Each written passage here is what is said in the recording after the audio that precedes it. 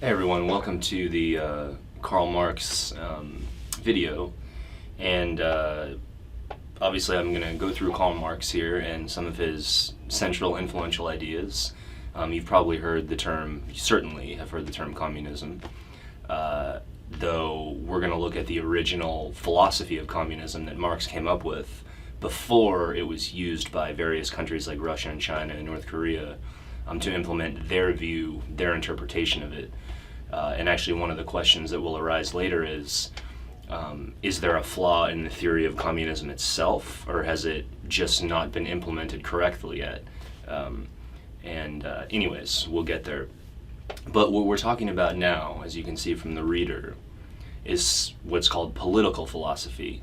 If you are a political science major, you will certainly study many of these ideas to some degree, and you'll certainly touch on Karl Marx.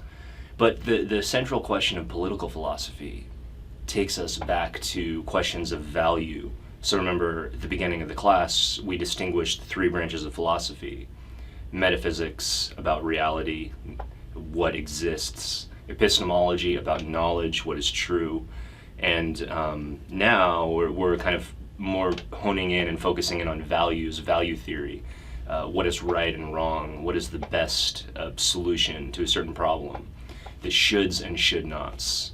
In this particular case, we're looking at different theories as to how the government should be set up. How should a state or government or country, unification of people, how should that be organized? What sort of central power structure should it have? Should it be a monarchy?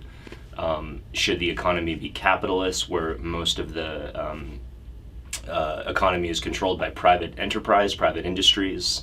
Should it be more socialist, where the government controls most of the economic dealings between people in the country? Right? These are all questions about what should be the case. So really the question in this part of the class comes down to how we define good.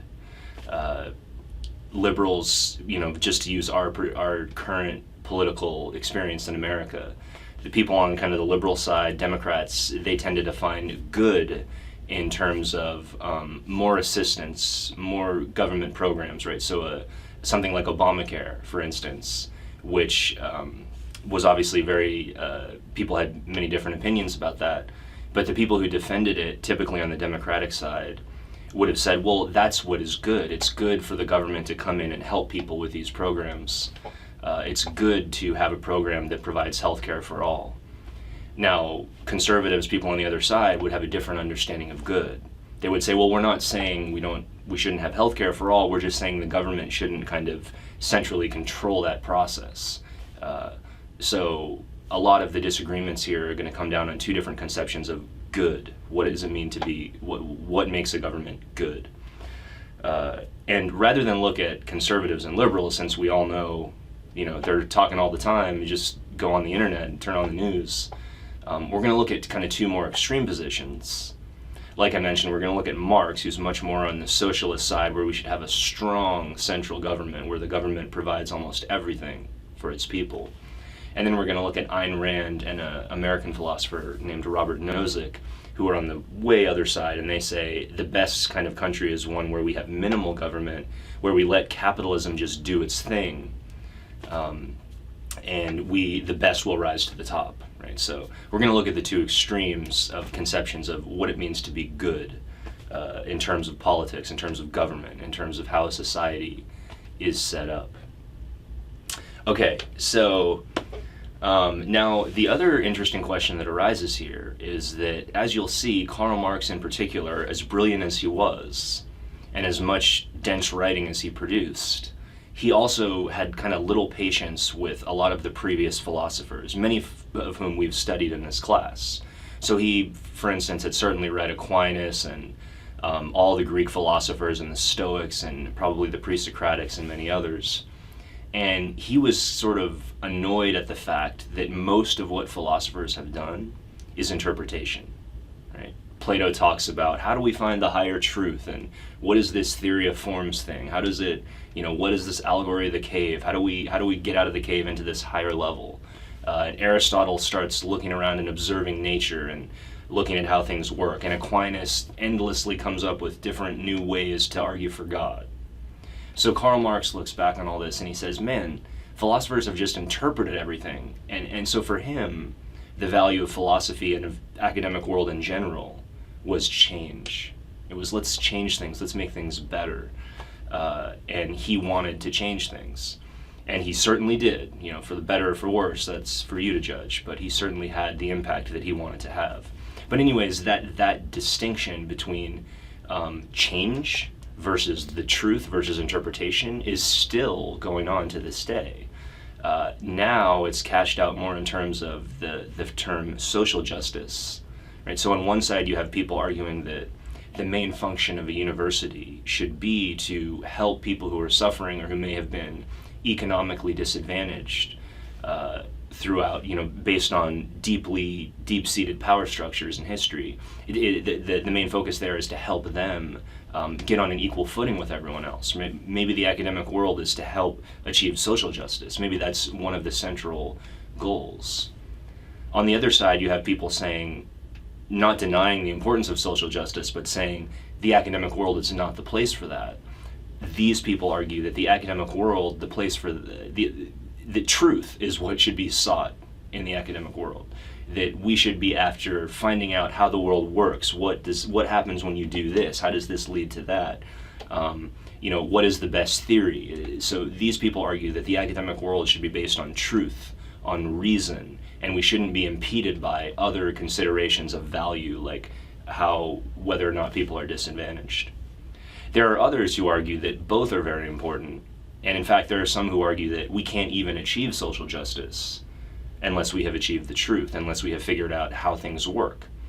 For example, if you are talking about Black Lives Matter and you don't have any evidence to back up what you're saying, just a couple of videos, you're going to be less likely to be taken seriously. But if you have evidence of systemic disadvantaging, and where does that evidence come from? It comes from the truth. It comes from academic pursuit of knowledge. So anyways, not as always, not coming down on either side there, I'm just pointing out that those are two different ways of conceiving of the university. Now I cite in the Reader a famous thinker, John Stuart Mill, who was very influential in our understanding of the First Amendment and free speech, and Mill argues that the university should be for the truth. Marx is on the other side. Marx thinks that the main function of philosophy, of the university, of academic knowledge, should be to help people achieve a better world. So let's see what he has to say. So the major ideas we're going to be looking at here, there's only four kind of central ideas, but the first two, the metaphysics that underpins Marx's value theory, it's very important. I did say we're focusing on values here, but the metaphysics is important insofar as it tells us what we should value. So Marx kind of lays out the way he thinks the world is, the way he thinks history has occurred, has progressed, and then he uses that to justify why we should change things. So one central point about Marx, and this is really this idea there you see listed as economic determinism. One central idea running through Marx's philosophy is that we are produced by our environment. We do not produce our own environment, our own thoughts. Our thoughts are produced by our beliefs, our ideas, our values are produced by the socioeconomic class we're born into. Right? So right there, that's a change in the way we understand the world. Up until Marx, most philosophers, especially in the West, had basically been saying, well, hey, you just got to be really smart and you think of stuff and it comes to you and then you come up with a new idea. They sort of acted like history didn't matter, like our place in the universe didn't matter, right? It didn't matter who our parents were, it didn't matter how much money our family had. Marx reminds us that actually that matters very, very much. And it matters so much that you're going to have different values if you're part of one social class versus another social class. So that's economic determinism. And then I know there's a lot of isms there. Dialectical materialism is probably the hardest idea to understand here because it piggybacks off previous thinkers. So Marx kind of looked back at some of these other ideas from Socrates and Plato and also from this guy named Hegel. And then he created his own theory as an advancement of the previous ones. So we'll talk about that. And it's still going to run with that central theme that the material world around us produces us, makes us think what we think, rather than vice versa, right? We don't act on the world acts on us, is a central position of Marx. But Marx also says that history is a history of struggle, right? So sometimes people define Marx's philosophy as change through struggle. Every time we come to a new era of history, there was a struggle between one group of people and another group of people, between one way of doing things, one economic system or political system, and another system. There's always some sort of a struggle happening that's leading to greater new developments in history. And then finally, because Marx was born into capitalism and thought it should go away, he hated capitalism, thought it was an evil, basically. And he gives his critique of why he thinks it's a problem. And one of the central critiques there is alienation, because Marx believes that capitalism makes us alienated from the very work that we're doing. To put it simply, you don't work at McDonald's because you want to. You work there because you need the money to support your family or to advance your career. We don't typically do jobs because it makes us happy. We get a job because we're supposed to get the money. That's what society is telling us we need to do. Marx wants to end that whole system because he thinks it makes us not actually happy. He thinks that human beings are happy when they're creating what they want to create, not when they're going to a job and just, from 9 to 5 doing the same thing day after day. So anyways, we'll get there too. So Marx himself, we're moving forward in time, as you can see here. Our last philosophers are going to be pretty historically recent. And Marx himself was born into some degree of poverty, and he was born into the beginning of what we today call capitalism. Right? So capitalism hadn't really existed in any form, in any significant form before this time. And one of the reasons for that, as I'll mention in the next slide, is the Industrial Revolution was happening that pretty much produced capitalism, because it produced the technologies that allowed for mass labor and mass earnings by the owners, the people controlling that labor, as we'll see. But Marx had experienced poverty. He had experienced this new thing at the time called capitalism. He had experienced these new technologies, and he was worried. He was worried that this was going to be the downfall of humanity if we did not rise up against the system and change it to overcome it. And in his view, he would say, to put communism on top. And we'll see what he means by that. Now, the other thing about Marx is that a lot of his ideas may never even have come to us if it wasn't for this guy, Friedrich Engels, who was a writer and thinker and journalist who actually had a lot more influence than Marx at the time. And they met, and Engels realized Marx's brilliance. And Engels, because he was a great writer and because he had connections, was able to work with Marx to get his ideas out there. So they worked together to publish a few different books. And the central book that they published, that is still one of the most widely read books in the world, is the Communist Manifesto. And this was kind of published as a pamphlet, and it was distributed widely around Europe, eventually getting beyond. And it was short, and so it condensed a lot of the ideas that these guys were coming up with, Marx in particular. And the book ends, Communist Manifesto, and this tells you where Marx is coming from. Depending on how it's translated, the last line in the book is something like, "Workers of the world unite," because Marx's philosophy is a philosophy of the working class. Right? It's a philosophy of the workers against the owners, against the ones with all the money. It's a philosophy that says the working class has to rise up against the owners to take back the power from them. And so that's why Marx and Engels end the Communist Manifesto with a call to arms. Hey, workers of the world, we're all in the same place. Come together, let's unite, let's take down the capitalists. And all these words I'm using, like workers and capitalists, I'll define them in turn, but I'm hoping that from the context you have an idea of what I'm saying. Now on this slide here, you also see that Marx's quote about change, the one I was referring to before, is here. I mean, Marx made this point in different ways, but this is kind of one of the most famous ones. He says, "Philosophers have only interpreted the world. The point is to change it," right? That's the goal of academia. That's the goal of thinking, of interpretation, is change. not for the sake of interpretation. So that's how Marx sees it. You can see some pictures here of the Industrial Revolution, and this is the kind of thing that freaked Marx out, and Engels, and many other people. All these new technologies that came about, like trains and steam engines and huge factories that could produce things with these incredible machines very quickly with minimal human labor, but human labor nonetheless.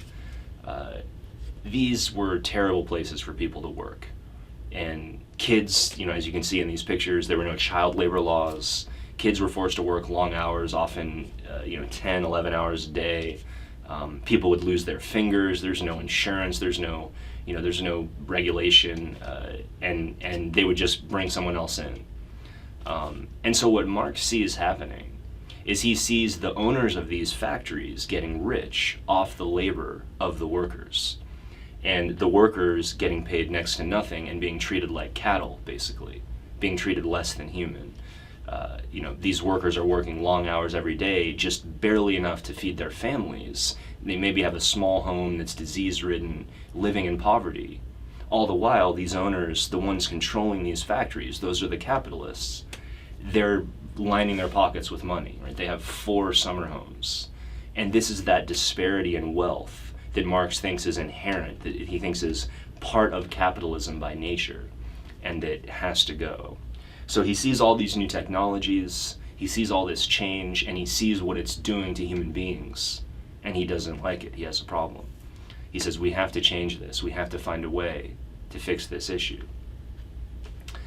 And he kind of makes this point from the Communist Manifesto, as you can see in this quote from the book. The bourgeoisie, by the way, the bourgeoisie is a term that refers to the owners or the capitalists, the ones controlling everything. The proletariat is the other term you'll see, also defined in the reading, just like bourgeoisie. The proletariat refers to the workers. So one more time, the bourgeoisie are the owners, the capitalists controlling, the ones pulling the strings, and the proletariat are the workers being controlled. So he says, the bourgeoisie, the owners, during its rule of scarce 100 years, has created more massive and more colossal productive forces than have all preceding generations together. Right? In other words, technology is expanding incredibly. So like I said, Marx is right at the forefront of the Industrial Revolution. He goes on to say, subjection of nature's forces to man, machinery, application of chemistry to industry and agriculture, steam navigation, railways, electric telegraphs, clearing of whole continents for cultivation, canalization of rivers, building canals, whole populations conjured out of the ground, right? The people working to produce all that. What earlier century had even a presentiment, had even an idea that such productive forces slumbered in the lap of social labor? Right? In other words, who could imagine that these technologies would come so fast and so quickly, just transform the way humans do things, and just use social labor as its fuel to produce all this new stuff? It was a new time in history, right? And that's why the Industrial Revolution is rightly studied deeply by historians. So what does this lead to? This leads to Marx's idea that what causes us to believe what we believe is not our own free will, but the people we hung out with. And why is that important? Because the people we hang out with are at the same level of status socially as we are. Right? If you're born into a poorer family in a poorer community, you're going to have people with values in that poor community that you're going to be inculcated with. And if you grow up in a rich family with a rich community, they're going to have values that kind of are pushed into your head. And you may think later, Marx says, that you chose these values, but you did not choose them. They again, like I said before, they acted upon you. Right? Those values came to you based on where you were. The material world around you produced your values. You did not produce them yourself. So this is kind of a slap in the face for us because, it's the same thing as determinism we talked about before. It's a slap in the face because we all like to believe that we have free will. Right? We all like to believe that we're free. Now, to be fair, Marx's theory of economic determinism is not going as far as the theory of metaphysical determinism. Metaphysical determinism is what we studied earlier with the pre-Socratics, the idea that every single thing we do is a product of prior causes or interactions, including the very feeling of choice. Marx isn't saying that, but he's saying that there's a strong level of determinism of the material world on our values that mostly determines what we believe and do.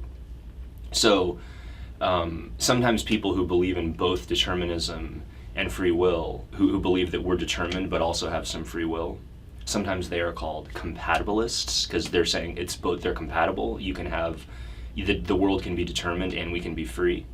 Or people make the same argument about God. They'll say, well, yeah, God is all powerful and he created the universe as it is, but he has a plan for the universe, but he still allows us to have free will within that plan, right? Some theologians make the same point, and Marx makes the similar point about economics. He says there's some wiggle room there, like at the edge of our beliefs, but most of the time, people are, their beliefs and values are directly, literally produced by their socioeconomic circumstances. Now, Marx doesn't deny, and this is what I mean by compatibilism, he doesn't deny exceptions to the rule. He says, of course, there are rare exceptions, people who get around the system. And I'm sure some of you right now are thinking, well, wait a minute, but my cousin was born into poverty and he raised himself out and now he's a doctor, right? Whatever you're thinking. Of course there are exceptions. There's always going to be the M&Ms of the world, right? The rapper who started out in a low-income white community and rose up to become one of the famous rappers of all time, right? And that didn't happen for him until he was in his, I think, late 20s, maybe early 30s, I can't remember exactly. But the point is, those are exceptions, right? Marx isn't denying that some people are very exceptional, but Marx's point is that most people aren't, right? Most of us continue to believe what our parents believed. And if you don't think Marx has a point here, just ask yourself, how many people do you know who are conservative, whose parents were also conservative, and their parents were also conservative? Right? How many people do you know who are liberal, whose parents were liberal, who they're also liberal? And here's an even bigger one, religion. Right? Most places, most of the time, people follow in the religion of their parents. Right? Most places, most of the time, statistically speaking, Muslim parents have Muslim kids. Buddhist parents have Buddhist kids. Christian parents have Christian kids. Right? The apple doesn't fall that far from the tree. Right? Now, of course, a lot of times people will say, well, yeah, you know, I'm still a Christian like my parents are, but my parents let me choose, right? I still chose my religion anyways. And Marx would say, well, maybe it sort of seemed like you chose, but you were always going to come back to that religion anyway. It's not, you didn't really choose. Not to mention that if your parents are Christian and they told you can be what you want, if you had really become a Hindu, you know, and started like really getting into that religion and you were having a Hindu wedding, would your parents really be okay with that? You know, would there not be some sort of a one-on-one conversation? Again, I'm not making any generalizations. Every individual is different. Every family is different in this regard. But Marx's point is that most of the time, the apple's pretty close to the tree, right? And even if it falls a little bit far away, even if, you know, a kid goes through his atheist stage for a year after in high school, he's going to come back to becoming a Muslim when the time comes, if his parents were Muslim. This is all according to Marx. Right? Marx's view is that there's a very tightly wound deterministic force in our social environment and our circumstances that is very difficult to get around. And he actually puts it in terms that he created terms in his philosophy that would help us illustrate the idea better. So the way he puts it is he says, the substructure of society shapes or determines the superstructure. So the substructure being literally the economic system, the machinery that is used, the industry.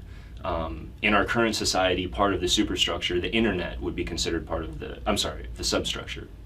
The internet would be part of the substructure because it's sort of a medium through which a lot of industry takes place.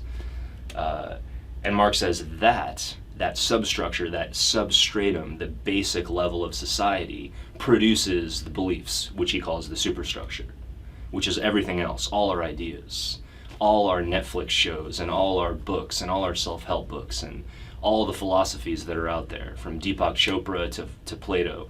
These are all produced by the substructure of society. Right? So economic determinism, our values are produced by our socioeconomic circumstances. This is a founding core idea of Marxist philosophy. Okay, so dialectical materialism. Like I said before, this one's a little bit difficult to see, and it all is filtered through your understanding of what's sometimes called a dialectic. So the dialectic by itself is just a very simple three-stage process, and we saw this when we studied Socrates with the Socratic method. Right? So you have with Socrates, you had kind of typically two central debaters, although sometimes there's more people involved. Not really debaters, but people having a discussion. And Socrates was typically seen as kind of the wiser, more expert person involved. And typically it would be Socrates and somebody else having a dialogue about trying to define a particular term. In one dialogue called the Euthyphro, which I believe I cite in the Reader, they try to define what is piety, or what does it mean to be devout, to religiously devout. And they go through different definitions. And what happens is one guy proposes one idea, Euthyphro proposes an idea, and Socrates modifies it, critiques it or modifies it, and then there's sort of an intellectual struggle, and the other guy proposes another idea, and then Socrates comes back with a new modification, and eventually they're led to a synthesis or a meeting of both ideas. That process itself is the dialectic: a thesis, an antithesis, and then a synthesis. So the thesis is the first idea proposed. The antithesis is the opposite of that idea, or the contrast, the counterargument. And then the synthesis is the compromise between those ideas. Okay, so that's the structure upon which Marx is building his theory of history here. Now, before we get to Marx, there's one other guy who used that structure to create his own theory of history.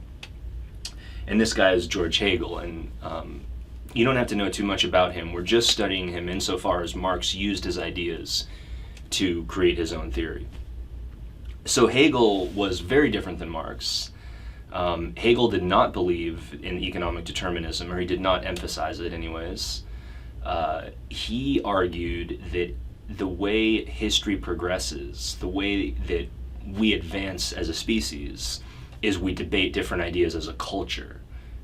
So for instance, it's the same structure of the Socratic method, where you have one idea proposed by another, but instead of individual people being involved, as is the case with the Socratic method, instead of that, Hegel said it's groups of people in a society that are arguing against other groups of people in a society, and there's a struggle between their arguments that leads to a new compromise. So for example, we studied the Middle Ages, Aquinas and the Islamic philosophers. And during that time, kind of a central belief of many groups of people, of many centrally located groups of people, was God, right? Was that God was supreme, and that everything had to be filtered through a belief in God. When we started getting into the scientific revolution, and people like Descartes and Hume were coming about, you had a pushback on that idea of God. You had people saying, first of all, you had atheists who kind of said, you're all wrong, there's no such thing. But then you had people who, like Hume himself, who were more compromising and said, well, yeah, I see your evidence and I see the atheist evidence, but I don't think any of you is right. I think it's more of, we should be agnostic, like nobody really knows if there's a God. So you had more of a synthesis, and not only that, but you had a synthesis within religion. So today, for instance, a common view is, I think I've mentioned this before, it's called theistic evolution. Right? It's the idea that God created us, but he created us using the Big Bang, using science, using evolution. God, in other words, God, quote unquote, threw the seed of evolution down, and then that was the way that he built humans, through evolution. That whole idea, theistic evolution, that is a synthesis of the belief in God and the belief in science. This is what Hegel's talking about. Hegel is saying that history, the way we change and advance and come up with better ideas, is we have struggles between groups in society that lead to new, better ideas.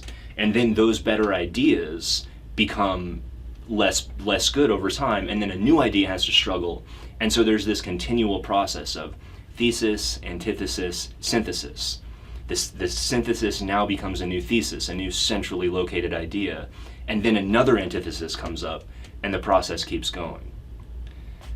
Hegel believed that this process would lead to an ideal society in the end when we reach the master idea and the master compromise among all different competing ideas.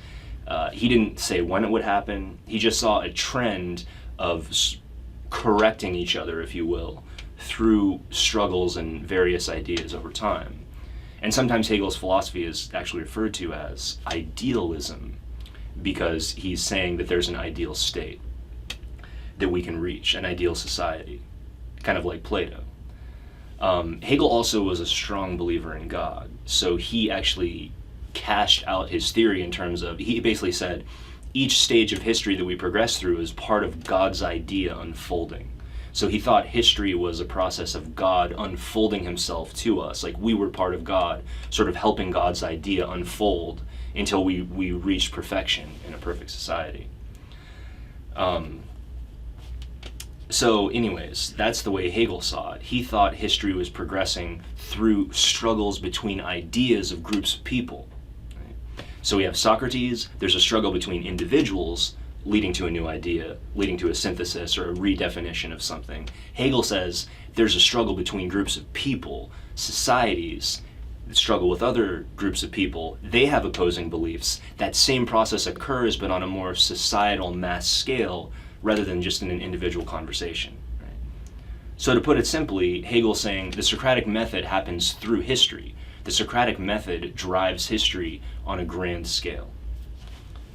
Okay, so now that that's understood, of how the dialectic works on the individual level, Socratic method, and how it works in history, Hegel's view, now we can turn to Marx. So recall again that Marx tells us that the material world is what's producing our ideas, that literally the economic system we're in and the social class we're in is producing our ideas. So his whole theory of materialism is going to flip around Hegel's system. Right? Hegel didn't say anything about capitalism or socialism or monarchies or any economic system. He just said ideas change through time. And Marx says that's ridiculous. It's missing half the story. Because how do those ideas come about to begin with? Right? Where do we get the superstructure? And Marx would remind us, we get that literally from the way society is organized, the economic systems, the people in charge, the people controlling it, and so forth. So Marx, sometimes people say that Marx inverted, he turned upside down Hegel's picture. Because instead of ideas producing ideas, Marx said, ideas are produced by the society. So in Marx's version of history, the struggles that are occurring, remember how in the struggles occurring on the individual level between Socrates and someone else, that's a struggle between ideas. Hegel says the struggle occurring at the societal level, that's a struggle between ideas on a grand scale. Marx says it's not a struggle between ideas. The struggle is between economic systems. The struggle is between ways of producing goods. The struggle is between those things. It's between actual physical conditions in society, not ideas. The ideas, Marx says, are a result of the struggles between economics and social systems. The material world produces the ideas, right? Never forget that. So when I said earlier that Marx is arguing that history changes through struggle, that struggle is not between people who have competing ideas. It's between literally different economic systems, capitalism versus socialism versus monarchy versus what he calls primitive communism, as we'll see. So I know that's, even now, some of you are probably not fully getting that. I know that's kind of difficult to see at first. So I'm hoping that it'll help to go through these next slides to see the way Marx actually applied it to history. Because unlike Hegel, Marx actually had this, he said there was 5 stages of history that humans had gone through, and he argued that we were moving towards the 5th stage, which was communism, and he said we needed to make it happen. So let's look at those stages, and hopefully Marx's idea of the dialectic will come through here. Now, I want to emphasize one more thing first, and that's the idea that this is called dialectical materialism. Right? Materialism means literally the material world, the physical structure of how things are designed in society, who is getting the money, where is the money going, who is controlling the industries, how many factories are built. All those considerations, that's material, physical things, right? Not non-material, intangible ideas, but physical things. So that's why it's called dialectical materialism, because it's the literal structure, the material world, that produces the ideas for Marx. So his first stage of history is called primitive communism. And Marx basically says and by the way, these stages of history, Marx didn't say there was a specific time period. He just sort of inferred that they went on for long periods of time and there were gradual shifts to the next stage. So he says that all human society begins in what he calls the era of primitive communism. And in this society, the conflict is between two different ways of understanding. And again, keep in mind, we're talking about a conflict between actual physical ways of running our industry, running our economy, even on the small scale of a primitive tribe. So primitive communism is basically tribal life. And Marx basically says, during this time in human history, you had small groups of, tribes, small groups of tightly knit groups of like 50 to 100 people, usually all closely related in family. And they would go around and find game to hunt and, stuff to gather, fruit and berries and nuts to gather. And occasionally, they would come across another group. Now, crucially, before they came across any other groups, there's a sense of community within the group, Marx argued. So, in other words, when the hunters go out and they hunt the meat, they don't bring it back and only give it to some people and say, hey, this is ours. They share it with everyone. When the basket weavers weave the baskets, right, they provide it for everyone who needs one. There isn't a sense of private property. And that's the point, that the idea of private property only arises, says Marx, once one group meets another group. Because when that happens, first of all, if they don't just war with each other, which happened all the time, what's one of the other things they would do? They would trade. So the instant you start trading between groups is the instant that private property is born. Because now you have people saying, well, wait, those are that group's arrows, those are theirs, and these are ours, right? This is mine, that's yours. That sort of distinction on that level, Marx argued, did not exist in just the tribal life. So this is really the beginning of all hell breaking loose for Marx, because he thinks that private property needs to be abolished. He thinks that that's one of the great evils of the world, is that people own things and believe it belongs to them. And in fact, in his argument for communism, he's going to say that all the private property that people have should be taken and redistributed fairly amongst people so that we can go back to something like primitive communism.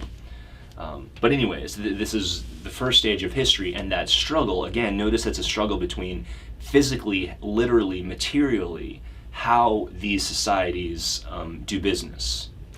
So the struggle is between hunter-gatherers and private property.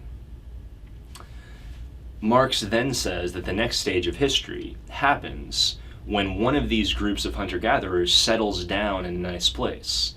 And they've been one of the dominant groups where they've had a lot of good trading, they haven't lost too many people, they've been, haven't been succumbed to disease or war, and they set up camp somewhere, in a nice area that has a lot of, good water supply and game supply and food and so forth. And they build an empire. And again, remember that we're talking of many thousands of years are going by in between these stages. And that leads to the era, what Marx calls the era of slavery. So most historians agree that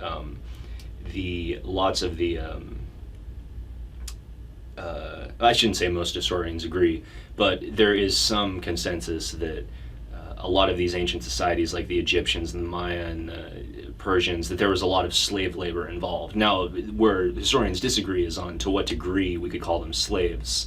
And in fact, I know that there are some recent arguments that, and evidence that the Egyptian workers actually wanted to help build the pyramids. That it was actually sort of a privilege. They would go for 3 or 4 months of the year away from their families and work to help build the pyramids, and they actually got compensated. So there is some debate on that, but there certainly was a lot of slavery during that time too. There's no question about that. So in this stage anyways, Marx says these empires build up using human labor, these incredible things like the pyramids of Egypt, like the Sphinx. And they dominate for many, many years. But what ends up happening is there's a conflict between the way they're running the empire, which is basically the pharaoh controls everything, and you gotta, you're shot or killed if you say anything against him. Everything is for the pharaoh. You have a conflict between them, that way of running things, and this new group of people that Marx calls the barbarians, who are sort of like people who live kind of on the edge of the empire. They don't really need the empires to survive, and they're pissed off that they have to pay taxes to the empire and that they have to worship the emperor. They don't really believe in all that stuff. They're sort of doing their own thing, and they get to the point where they kind of say, all right, we've had enough of this empire stuff.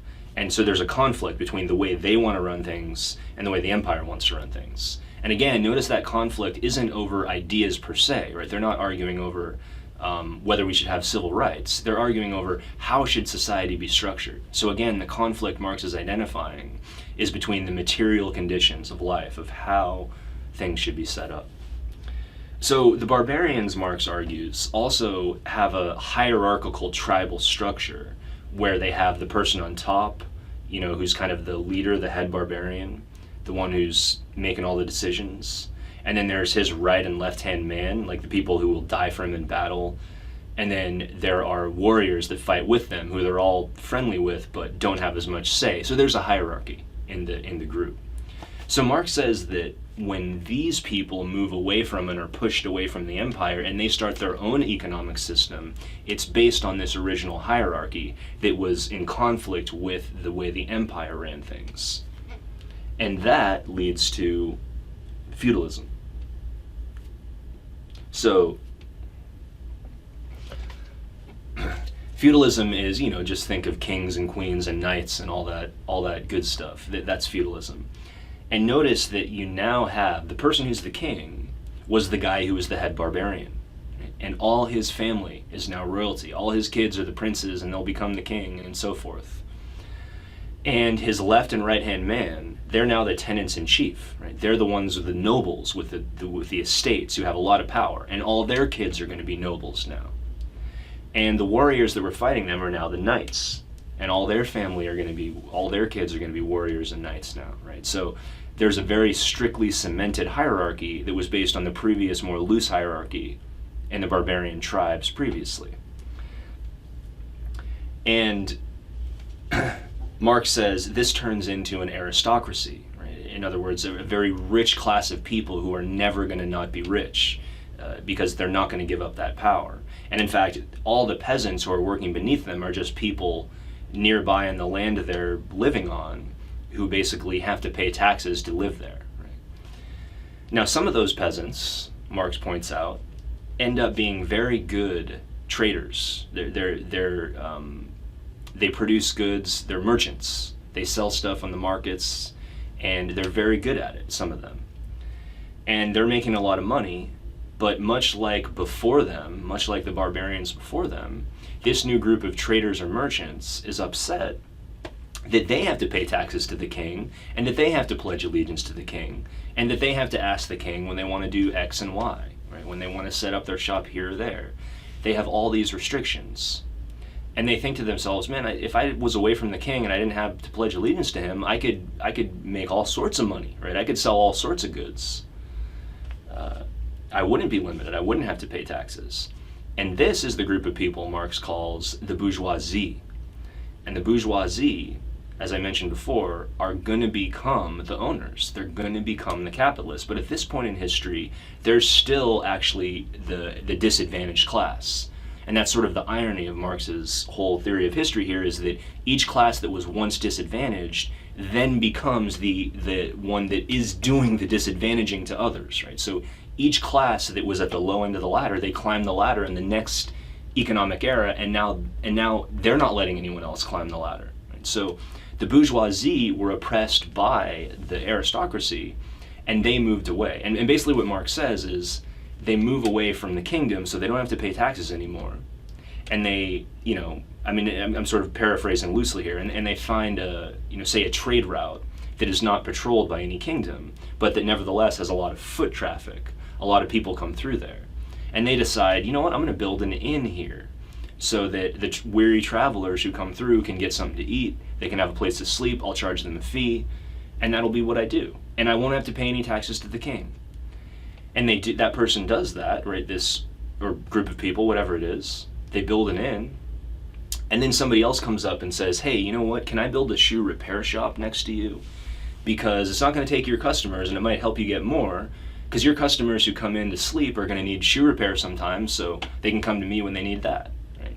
And industry after industry builds up, and that's exactly what leads to the next stage of history, says Marx. The bourgeoisie, who were once oppressed by the aristocracy, now become the oppressors in capitalism. Right? So the fourth stage of history that we are arguably still in, Marx might say, is capitalism.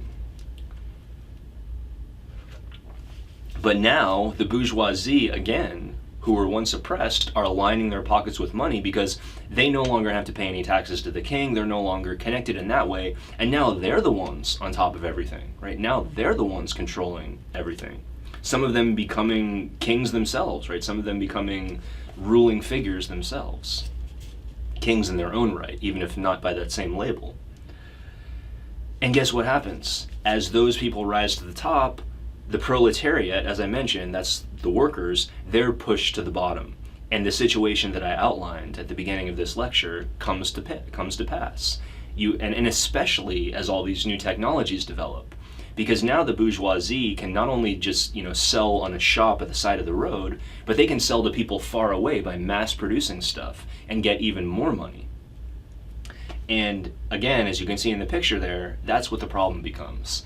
They do get more money, they build up more and more wealth, and even though there isn't that same king lineage thing going on where the king has a kid who becomes the king, it's more or less the same because now the rich owners have kids who also become rich owners, and that whole problem of economic determinism sets in, where those people have particular beliefs and they stay in the same class and they keep producing kids in the same class with the same beliefs, and the people on the lower end are born with their beliefs and they keep passing their beliefs on, and the process just perpetuates itself. It just goes on. So Marx says this is messed up. This is not a cool situation.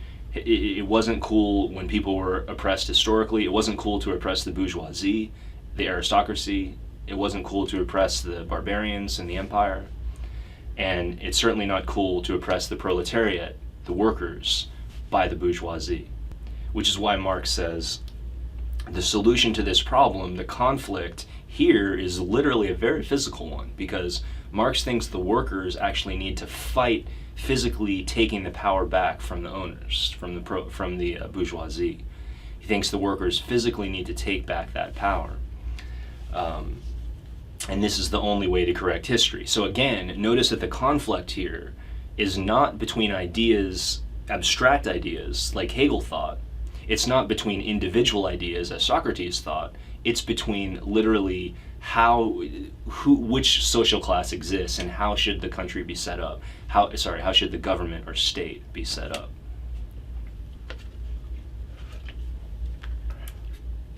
And that leads us, what Marx actually thought would happen, he thought the workers would eventually get so fed up. Again, remember the end of the Communist Manifesto, workers of the world unite. He thought they would unite, get so fed up, and overthrow the capitalists physically, go in and take the power, wrest the power from them, and then start implementing communism.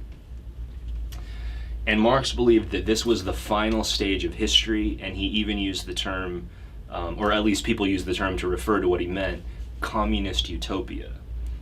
That we would reach a communist utopia where everything was perfect. It was kind of like we were back at primitive communism again, except on a mass scale where there's no private property. He specifically says private property would be abolished. goods would be redistributed. We would end that cycle of people getting wealth from their parents and just moving on and continuing with that wealth. The capitalists would be overthrown, and we would implement not a capitalist economy, right, one controlled by private industries, but a socialist one where the government is typically in control of the redistribution of wealth to prevent the wealth inequality, to prevent the different stratification of social classes, says Marx. Now this is where you get into a lot of different opinions from different historians as to did we actually ever reach communism? Now of course there are countries calling themselves communist. However, in a lot of these countries, Marx would certainly not be satisfied with the way things have shaken out.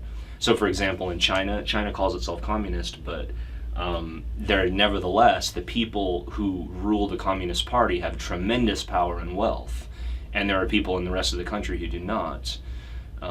Marx would have said, this is ridiculous. His whole point was to take away that process of wealth for individual families. He would not be cool with that. I mean, North Korea too, the ruling party in North Korea typically is very, wealthy, living in palaces. Marx would not have been okay with that. That's exactly what he was trying to prevent. Now, to be fair, other parts of these countries have implemented communism in the way Marx would have liked, like the socialist aspects, the redistribution of wealth, and the medical care for all. In some communist countries, that exists. But there are a lot of ways in which what Marx envisioned does not exist. And all of this raises the question, like I said before, is communism flawed by nature? Is there something wrong with the theory that can never be implemented? Did Marx not anticipate human nature? Because the people who first transitioned these countries to communism, undoubtedly they had some fealty to Marx. They had some belief that Marx was right. But maybe what happened was once they perceived that they had the power, that took over, right? There's that phrase, absolute power corrupts absolutely. When they determined that they had that power, maybe human nature took over and they said, hey, whoa, I can get 4 summer homes, well, I'm going to do it. So it's hard to say, right? And I'll let you decide whether you think the flaws in communism itself or in the application, the implementation of communism. The other thing that people point out is that Marx may have been right about capitalism in some of its evils, but that's not to say we can't improve capitalism. So there's a lot of people who argue and agree with Marx and a lot of his critiques, but they argue that we can improve it. So for instance, unions were just starting during Marx's time. They'd been around, but they didn't have the same level of power that unions have today, although some would argue unions are losing power again. But the point is that the existence of unions at all and the strength that they do have, that's a counterbalance to the forces of capitalism, right? That's a supporting of the workers. That's what a union is supposed to be. It's supposed to support the workers. So one could argue that even if Marx was partly right, that his solution was too extreme, that capitalism is not what we need to do away with, he might argue. He has a pretty deep critique of capitalism itself. So he didn't say all that much about exactly how the transition to communism would happen. He says a couple things about the abolishing of private property and a few other things. But he spent more space critiquing capitalism and saying, this is why capitalism is flawed. So we're now I'm going to finish off this lecture by moving on to his critique of capitalism. I sort of locate his critique across 4 different dimensions. And so again, remember that capitalism is a system where the wealth it's produced by private industries, where the ownership of the industry comes from private individuals or private enterprises, whereas in socialism, that comes from the government. Right? So the first critique Marx has of capitalism is that he refers to it as surplus value, right, which is a well understood principle today in economics. So surplus value is just the idea that when you produce something, you can sell it for more money, and then that gives you your profit. That's the surplus value, right? It costs you less to make it than it does for what you sell it for. an example that really hits home to me, because I worked at Target for many years, and I sometimes worked in what they used to call Food Avenue. Now they have like Pizza Huts in there, but back then it was just like this food place that was attached to Target. And one of the things I realized after looking at some of the invoices and talking to some of the managers is that soda is extremely cheap, because the way soda is produced, it just comes in a syrup, and you input that syrup, and then you can get so many sodas out of that syrup, and that syrup is like 5 cents to buy, right? It's something ridiculously cheap. I mean, it might be higher now. I'm talking like 10, 15 years ago when I was there, but it's ridiculously cheap. And each soda is like $1.50 to $2.50, probably more today.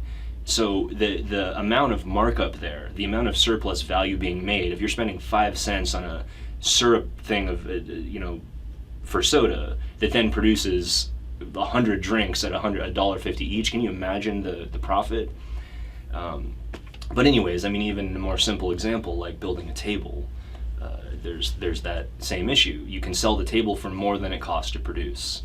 But here's the problem.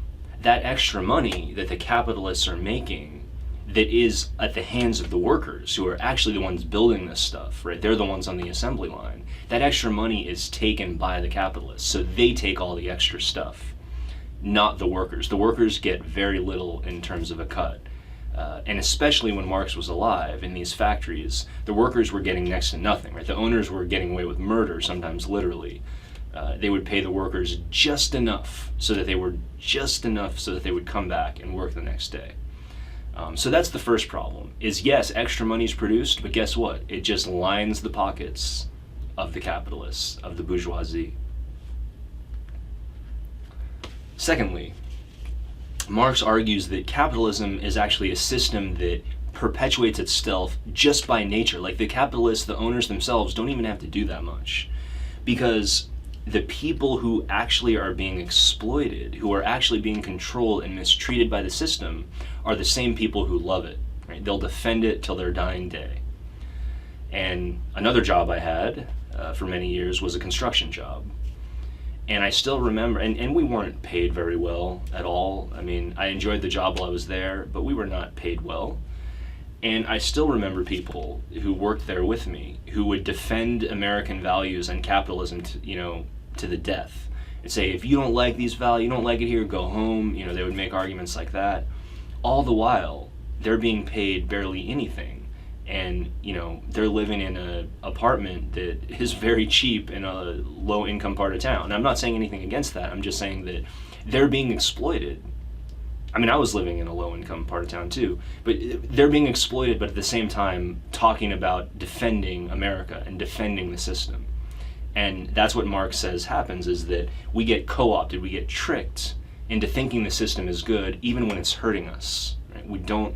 We're not really aware or looking at how things could be better and how we could be better treated. We're just concerned with defending our system. Right, so we're co-opted. And then he says,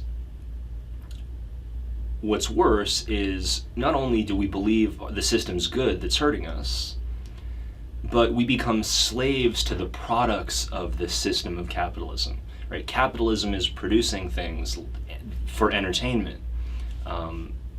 Capitalism is producing games for us to have fun with. And what Marx says happens is those games and that entertainment, it blinds us from the actual exploitation. Right? Instead of thinking about the problems with the owners and the problems with the management at our company, we just try to block it all out. We go in, we put in our time at work, we come home, and we turn on Netflix and we forget about it. Or we read a book and we forget about it. Or we surf the internet or just get lost on our phones. We're controlled by entertainment, and it blinds us to what's really going on. So a lot of times here an analogy is made back to Plato's cave. Remember, the allegory of the cave says that there are these people sitting in a cave who don't even know they're enslaved, and they're staring at the wall, believing what they're staring at is real. But what they're staring at is actually just produced by the puppeteers behind them holding up objects in front of a fire. That's exactly the situation that Plato says we're in, metaphorically, with regard to capitalism. We're blinded by the media. We don't even realize we're blinded because we're co-opted. We're staring at the cave wall, right? The cave wall in our case is our Netflix or our phone or whatever it is you're wasting your time with. And behind us, the puppeteers are the capitalists, right? In this metaphor, the puppeteers are the owners, the bourgeoisie. They're the ones projecting the stuff in front of the fire for us to see so that we stay blinded to the situation.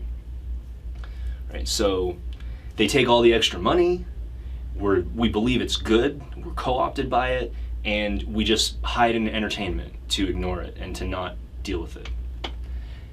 But not only are we slaves to the entertainment around us. By the way, just think about how ridiculous it is that Marx was making that argument about entertainment in the 1800s. We're talking about a time when he's talking about board games and books, right? That's the entertainment they were slaves to. Can you imagine all the distractions we have today? All the new technology we have that distracts us? This point from Marx is even deeper considering how much our technology has advanced. But we're also slaves to each other, says Marx.